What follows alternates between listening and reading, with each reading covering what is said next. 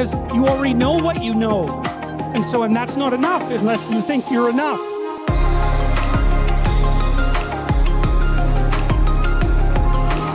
And the Lord said unto Abram, get thee out of thy country, and from thy kindred, and from thy father's house, unto a land that I will show thee.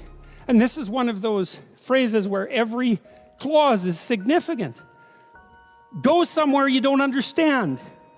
That's the first thing. Get thee out of thy country. You know, back in the 1920s, there was a whole slew of American writers who ended up as expatriates in Paris, Hemingway among them, and Fitzgerald, yes, and a variety of others. It was very inexpensive in Paris at the time, and part of their transformation into great literary figures was the fact that they were out of their country, and now they could see what their country was, because you can't see what your country is until you leave it. So you have to go into the unknown, and that's God's first command. Go into the unknown, because you already know what you know.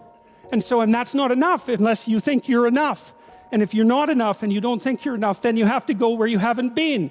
And so that's the first commandment to Abraham. It's like, okay, that's a good one. That makes perfect sense. Go to where you don't know. Yes.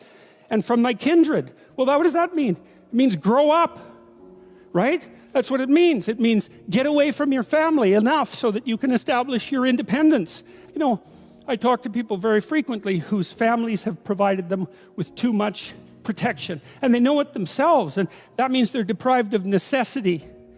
You know, one of the things that you see in the United States, for example, is that the children of first-generation immigrants often do better than their children. And the reason for that is that the children of first-generation immigrants have necessity driving them.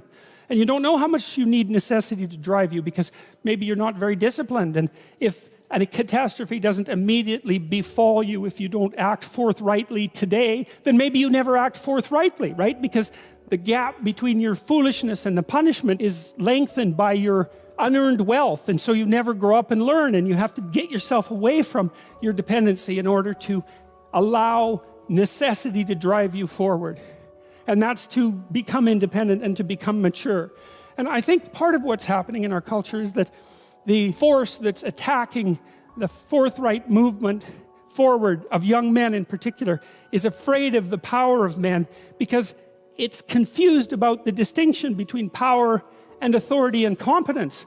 Like a man who has authority and competence has power as a byproduct, but the authority and competence is everything. And people who can't understand that fail to make the distinction between power and authority and competence, and they're afraid of power, and so they destroy authority and competence. And that's a terrible thing, because we need authority and competence. What else is going to allow us to prevail in the long run? And so you get away from your country, and you get away from your kin and from your father's house, right? And you go out there and you establish yourself in the world. It's a call to adventure. That's what the first lines in the Abrahamic story is, a call to adventure. So, great, unto a land that I will show you. I've been struck very hard by a number of writers, Carl Jung obviously among them. He wrote things like Nietzsche that if you understand them, they just break you into pieces, you know? And one of the things that Jung understood and the psychoanalysts understand, it's one of the most terrifying elements of psychoanalytic thinking. It's very tightly allied with religious thinking, which is that you are not the master of your own house. There are spirits that dwell within you, meaning you have a will and you can exercise a certain amount of conscious control over your being, but there are all sorts of things that occur within you that seem to be beyond your capacity to control. Your dreams, for example, that's a really good example, or your impulses, for example. You might think of those as so foreign from you that you don't even want them to be part of you. But more subtly even, how about what you're interested in, what compels you? Interest manifests itself and grips you. And so there's a calling in you towards what you're compelled by and what you're interested in. And sometimes that might be very dark, and sometimes not. But you're compelled forward by your interest. And so the idea that what moves you away from your country and your father's house and the comforts of your childhood home is something that's beyond you and that you listen to and hearken to. That's exactly right. And you can say, well, I don't want to call that God. It's like, it doesn't matter what you call it exactly. It doesn't matter to what it is, what it's called. It still is. And if you don't listen to it, that's the other thing. if you don't listen to it, and I've been a clinician and talked to enough people now, as old as I am, to know this absolutely. If you do not listen to that thing that beckons you forward, you will pay for it like you cannot possibly imagine. You'll have everything that's terrible about life in your life and nothing about it that's good. And worse, you'll know that it was your fault and that you squandered what you could have had. So, this is not only a calling forth, but a warning. Unto a land that I will show thee. And that's it, that I will show thee. And you don't want to be too concrete about this, you know.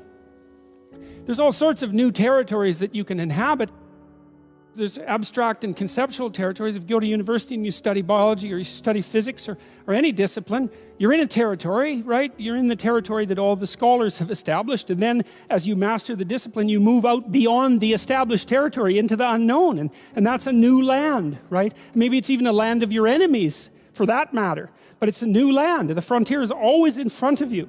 And so the frontier is a place that never disappears, and the land that's beyond the land that you know is always there, and it's always where you should go. And all of that's packed into these, 4 phrases.